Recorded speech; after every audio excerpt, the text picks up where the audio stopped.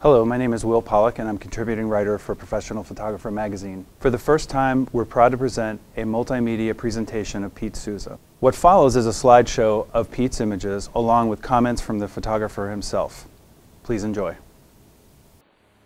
For that particular scene, it was 40 minutes of, intense focus, anxiety, and intensity. And I think that, is captured in the faces of everybody in that little room. And, it's interesting that the president chose to sit where he sat. He did not want the general that was sort of running the controls or monitoring to give up his seat, which is usually the president's seat. What's interesting is going back over the pictures now, and if you look at the different people in the room, at one time or another, I'd say probably 5 or 6 people had their hand up to their face like that, and she had her hand up to her face in several of the photos. But so did the defense secretary and the vice president and some other people in the room. I mean, I knew it was an important photograph. I didn't have any idea that it would be, sort of take on the quote-unquote iconic status as I was making the photograph.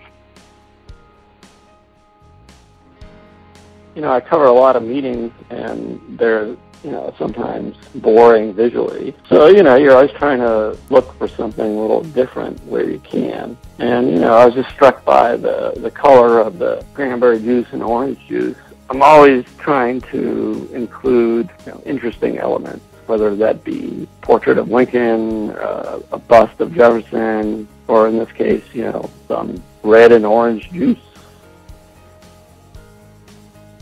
This is, I think, our first trip, his first overseas trip as president. We went to France and Germany and, some other place. Hillary was manifested in that little cabin on the plane. To me, it was more interesting looking through the doorway, and I just happened to catch this moment where she was reacting to something he said. I thought it captured, the evolvement of their relationship, which, became quite good over the years.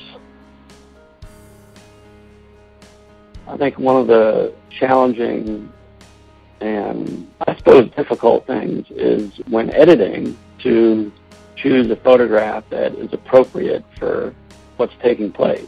And because, people read into photographs, and sometimes it's easy to choose a photograph that is not necessarily a fair representation of what's taking place. You've got to be cognizant of the image that you're going to make public on whether it's going to be read the right way or the wrong way.